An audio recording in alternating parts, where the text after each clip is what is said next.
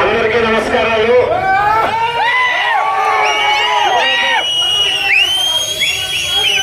మాజీ మంత్రివర్యులు అమర్నాథ్ గారు, జిల్లా పార్టీ అధ్యక్షులు నాని గారు, గౌరవ ఎమ్మెల్సీ గారు దొరబాబు గారు, ఇక్కడ ఇటువంటి కార్యక్రమం జరుగుతుందంటే ఎందుకు జరుగుతుంది అనేటువంటి విషయం పైన మీరందరూ కూడాను ఇప్పటికే తెలిసింది. మీకు ఏ నేరము చేయనటువంటి మమ్మల్ని ఒక మాజీ ఎమ్మెల్సీగా 30 సంవత్సరాలు రాజకీయంలో ఉన్నటువంటి వ్యక్తిగా 6 సంవత్సరాలు అమర్నాథ్ రెడ్డి గారు అధ్యక్షుడిగా ఉంటే ప్రధాన కార్యదర్శిగా పనిచేసినటువంటి వ్యక్తిగా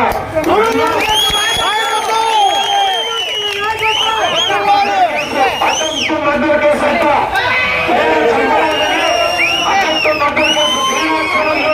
మూడు కేసులు అడ్డాలు. కుప్పం జిల్లా పరిషత్ మాజీ సభ్యుడు రాజ్ కుమార్ మున్సిపల్ పార్టీ అధ్యక్షుడు పైన నాతో పాటు పెట్టారు. దాంతో పాటు మునప్పారి ఒక ఎస్సీ ఆ కార్యక్రమంలో లేదు, ఆయన పైన పెట్టారు. అదేవిధంగా ముఖేష్ అని, మంజునాథ్ అని, రామకుప్పం మాజీ డిప్యూటీ సభ్యులు రాజ్ ఒక ఎస్సీ ఆ కార్యక్రమంలో లేదు, ఆయన పైన పెట్టారు. అదేవిధంగా ముఖేష్ అని, మంజునాథ్ అని, రామకుప్పం మాజీ డిప్యూటీ సభ్యులు రాజ్ కుమార్ అని, కుప్పం మన శాంతిపురం మాజీ పార్టీ ప్రధాన కార్యదర్శి మణి గాని, సుబ్రహ్మణ్యం మూలకొత్త తెలుగు అధ్యక్షుడు గాని మా పేరు 8 మంది మమ్మల్ని చేసి మమ్మల్ని తీసుకెళ్లి జైల్లో, చిత్తూరు జైల్లో నెల రోజులుగా మమ్మల్ని జైల్లో పెట్టారు. మాతో పాటు ఇంకా 72 కేసులు కలిపి వాళ్ళందరూ కూడా హైకోర్టు నుండి యాంటిసిపేటరీ బెయిల్ తీసుకొచ్చారు.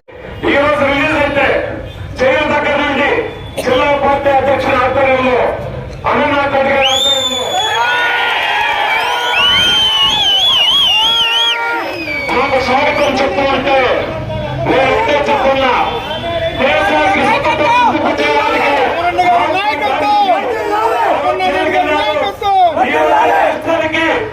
స్వతంత్రం సిద్ధింపజేయడానికి వైఎస్ఆర్సీపీ ప్రభుత్వాన్ని గద్దెదించడానికి మేము జైలుకైనా చంద్రబాబు నాయుడు గారి నాయకత్వంలో తెలుగుదేశం పార్టీని గెలిపించమని చెప్పి అమర్నాథ్ రెడ్డి గారిని కళావతిగా చేపట్టారు. అవకాశం కల్పించాలని కోరుతూ ఈ రాష్ట్రానికి నిజమైన స్వతంత్రం 2024 ఎన్నికల్లో జరుగుతుంది. దయచేసి మీరంతా కూడా తెలుగుదేశం పార్టీని గెలిపించాలని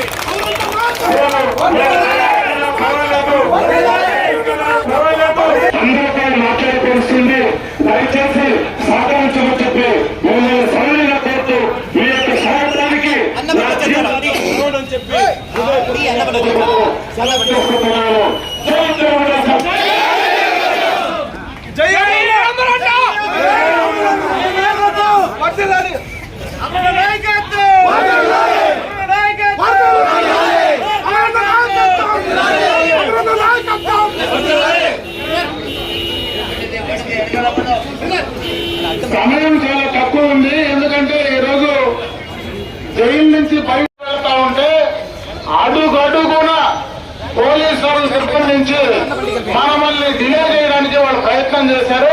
కాబట్టి ఈ సందర్భంగా నేను 2-3 విషయాలు మాత్రం మీ సందర్భంగా తెలియజేసి సెలవు తీసుకున్నాను. ఎందుకంటే చేయని తప్పుకు దాదాపు 1 రోజుల పాటు జైల్లో ఉండి ఈ రోజు బయటకు వచ్చినటువంటి మన తెలుగుదేశం పార్టీ నాయకులు సోదరులు కుప్పం నియోజకవర్గంలో ఉన్నటువంటి దాదాపు 8 మందిని అక్రమంగా నిర్బంధిస్తే ఈ రోజు తెలుగుదేశం పార్టీ యావత్తు అందరూ కూడా ఏకతాటిపైన జిల్లాకు వచ్చి వాళ్లకు ఘన స్వాగతం ఇచ్చినటువంటి ప్రతి ఒక్క తెలుగుదేశం పార్టీ కార్యకర్తలకు కృతజ్ఞతలు తెలియజేస్తున్నా.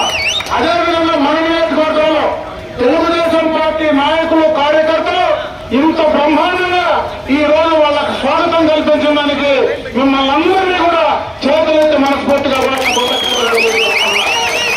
విషయాల సందర్భంగా మీకు చెప్పగలసా, ఈ రోజు స్వాతంత్రం వచ్చినప్పటి నుంచి కానీ తెలుగుదేశం పార్టీ ఆవిర్భావం నుంచి కానీ ఎన్నో సందర్భాల్లో మనం అధికారంలో ఉన్నాం, ప్రతిపక్షంలో ఉన్నాం.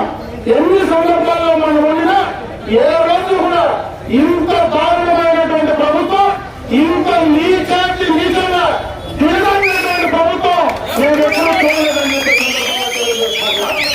శ్రీనివాసులు లాంటి వ్యక్తి ఈ జిల్లాలో ఎవరు అడిగినా శ్రీనివాసుల గురించి మాట్లాడితే కనీసం గట్టిగా తప్పుడు మాట కూడా మాట్లాడలేనటువంటి వ్యక్తిని ఈ రోజు జైల్లో పెట్టడం అంటే జగన్మోహన్ రెడ్డి గారికి మరి ఏముందో ఏ రకంగా ఆయన ఆలోచిస్తున్నారో నాకు అర్థం కావట్లా.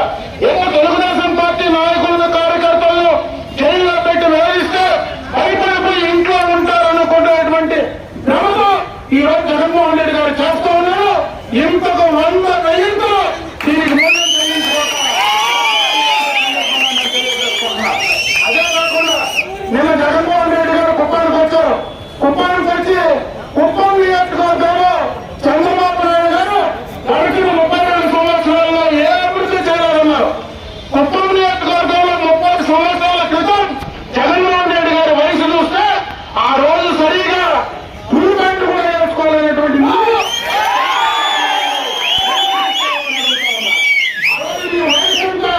ఆయన అనుభవం అంతా లేదే. నువ్వు చంద్రబాబు నాయుడు విమర్శిస్తామని అడుగుతా ఉన్నా.